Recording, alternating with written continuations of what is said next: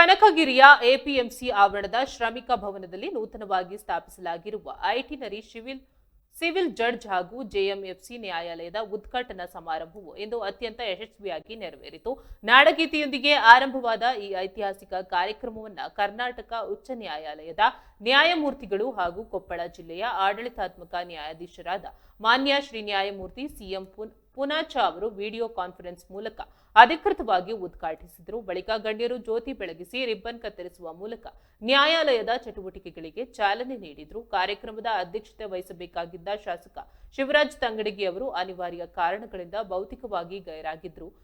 ತಮ್ಮ ಶುಭಾಶಯಗಳನ್ನು ಸಂದೇಶದ ಮೂಲಕ ತಿಳಿಸಿದರು. ಕೊಪ್ಪಳದ ಪ್ರಧಾನ ಜಿಲ್ಲಾ ಮತ್ತು ಸತ್ರ ನ್ಯಾಯಾಧೀಶರಾದ ಚಂದ್ರಶೇಖರ್ ಸಿ ಮಾತನಾಡಿ, ಹೊಸ ನ್ಯಾಯಾಲಯದಿಂದ ಸಾರ್ವಜನಿಕರಿಗೆ ನ್ಯಾಯಾಂಗ ಸೇವೆಗಳು ಇನ್ನಷ್ಟು ಸುಲಭವಾಗಿ ಸಿಗಲಿವೆ ಎಂದರು. ಇದೇ ವೇಳೆ ಭೂ ಕಬಳಿಕೆ ನಿಷೇಧ ವಿಶೇಷ ನ್ಯಾಯಾಲಯದ ಮಾಜಿ ಅಧ್ಯಕ್ಷ ಎನ್ಎಸ್ ಪಾಟೀಲ್ ಅವರು ತಮ್ಮ ಅನುಭವದ ಮಾತುಗಳನ್ನು ಹಂಚಿಕೊಂಡರು. ಕಾರ್ಯಕ್ರಮದಲ್ಲಿ ಜಿಲ್ಲಾಧಿಕಾರಿ ಡಾಕ್ಟರ್ ಸುರೇಶ್ ಬಿ ಇಟ್ನಳ್, ವಕೀಲರ ಸಂಘದ ಅಧ್ಯಕ್ಷ ಶರಣಬಸಪ್ಪ ಸೇರಿದಂತೆ ಹಲವು ಗಣ್ಯರು ಹಾಗೂ ವಕೀಲರು ಉಪಸ್ಥಿತರಿದ್ದರು.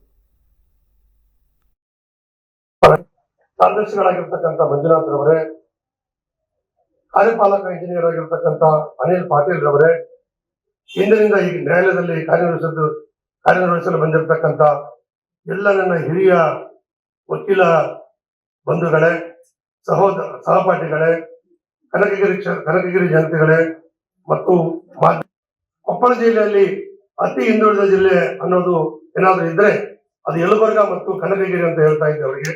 ಆದ್ರೆ ಇವತ್ತು ಕನಕಗಿರಿ ಸ್ವಲ್ಪ ಭಾಗ ಮುಂದಕ್ಕೆ ಬಂದಿದೆ ಅಂತ ಹೇಳಕ್ ಇಷ್ಟಪಡ್ತಾ ಇದ್ದೀನಿ. ಈ ಒಂದು ತಮಗೆಲ್ಲ ಗೊತ್ತಿರೋ ಹಾಗೆ ಕನಕಗಿರಿ ಭಾಗ ಮಳೆ ಆಧಾರಿತವಾದಂತಹ ಭಾಗವಾಗಿದೆ.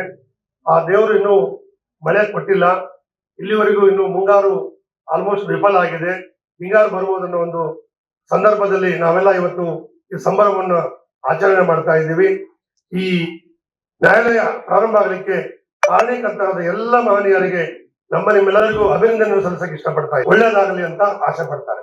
ಅದೇ ರೀತಿ ನ್ಯಾಯಾಲಯ ಕೂಡ ಏನ್ರಿ, ನ್ಯಾಯಾಲಯ ಉದ್ಘಾಟನೆ ಮಾಡಿ ಒಳ್ಳೇದಾಗಲಿ ಅಂತ ಆಸೆ ಪಡ್ತೀರಿ ಅಂದ್ರೆ ಜನ ಎಲ್ಲ ಕಚ್ಚಾಡ್ಕೊಂಡಿರ್ಬೇಕಾ, ಜಗಳಾಡ್ಕೊಂಡಿರ್ಬೇಕಾ?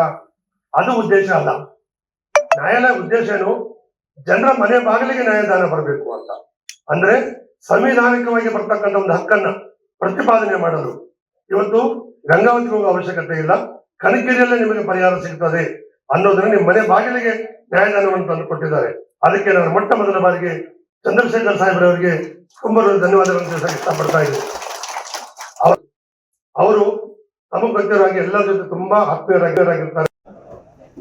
ನಾವು ಬರೋದು ಉಚಿತ ಅಂತ ಅನ್ಕೊಂಡು